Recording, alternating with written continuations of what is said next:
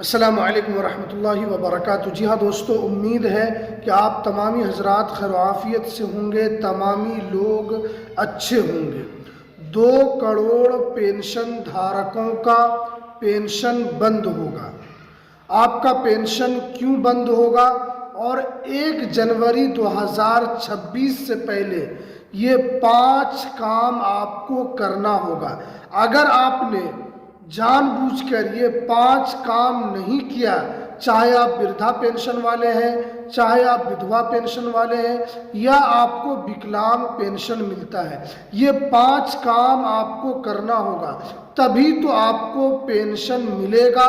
वरना 2 करोड़ पेंशन धारकों के अकाउंट को सरकार बंद करने के लिए जा रही है और सरकार ने इसको लेकर खुद से ऐलान किया है कि अगर आपने ये 5 काम नहीं किया तो जनवरी 2026 से ये पेंशन आपका बंद हो जाएगा।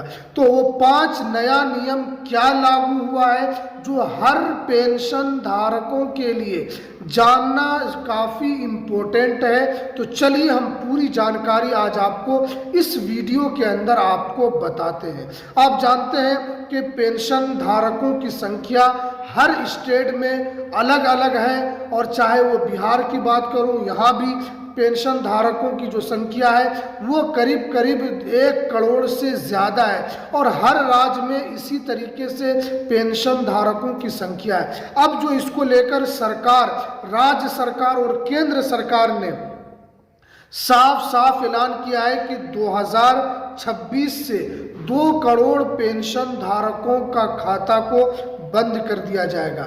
अगर ये 5 काम आपने नहीं किया तो जल्दी से ये 5 काम आपको करना है। देखिए, सबसे पहला जो यहाँ पर आपको काम करना है कि आपको अपने जो पेंशन धारक है उनको ई-केवाईसी यहाँ पर ज़रूर अपडेट करवाना है।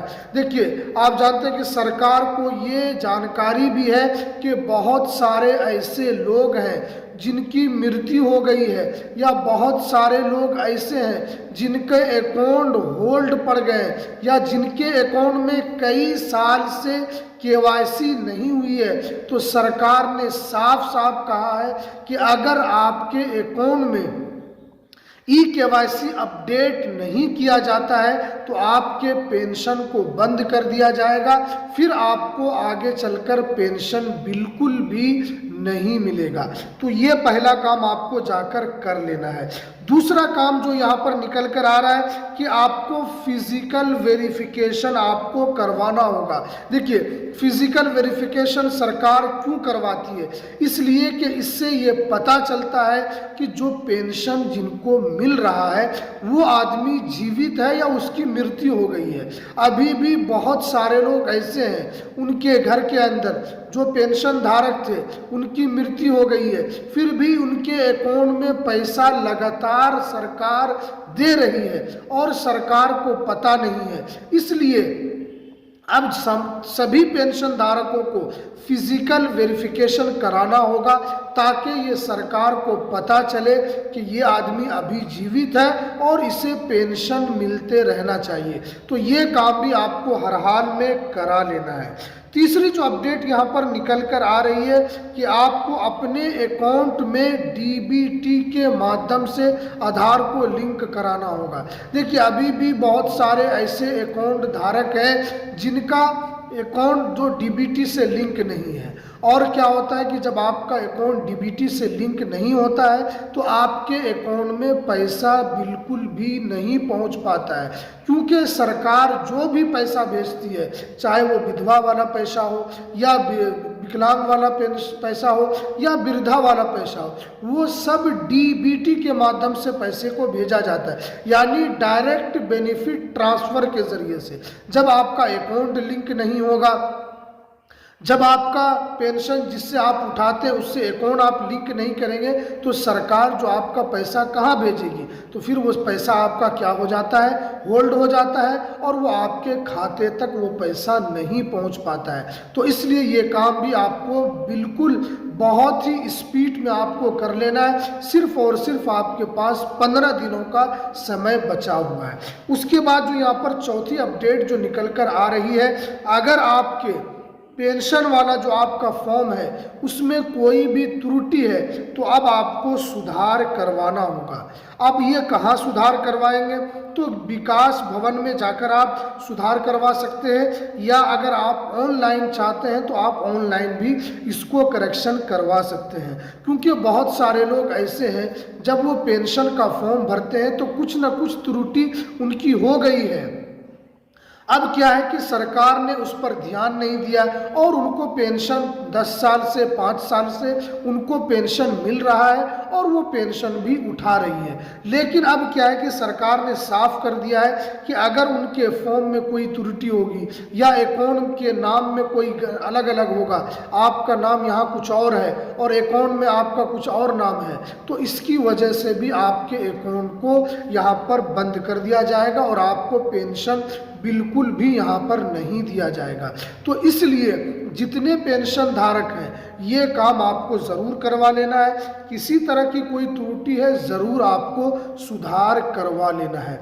उसके बाद जो 5वीं अपडेट जो निकल कर आ रही है, आपको एक फैमिली आईडी ज़रूर बनवाना होगा। देखिए बहुत सारे लोग ऐसे हैं कि उनके पास कोई भी फैमिली आईडी नहीं है, राशन कार्ड भी नहीं है, तो आपको राशन कार्ड में जिस तरीके से फैमिली आईडी होता है उसी तरीके से एक आपको बनवा लेना है। देखिए राशन किनको मिलता है, जो गरीब लोग होते हैं, और विधवा पेंशन किसको मिलता है, जो कि अजीब, जो कि एक तरीके से वो बुढ़ापे की उम्र को पहुंच जाते हैं या वो विधवा हो जाते हैं, उनके शौहर उनको छोड़ देते हैं, या विकलांग हो जाते हैं, पैर हाथ उनका काम नहीं करता है, या एक हाथ में लकवा मार दिया है, या किसी भी तरीके से वो अपाहिज हो गए, तो उनको यहाँ पर सरकार जो है जो विकलांग पेंशन देती है। इसी तरह राशन कार्ड में भी है, जो गरीबी रेखा में आते हैं उनको बीपीएल दिया जाता है, जो उससे भी कम आते हैं उनको एपीएल दिया जाता है, एपीएल कार्ड, और अगर उससे भी नीचे में आते हैं तो उनको अंधुता कार्ड दिया जाता है। तो अलग अलग कार्ड उसके अंदर भी मिलता है। तो जिस तरीके से उसमें फैमिली आईडी होती है उसी तरह एक फैमिली आईडी आपको भी बनवाना होगा,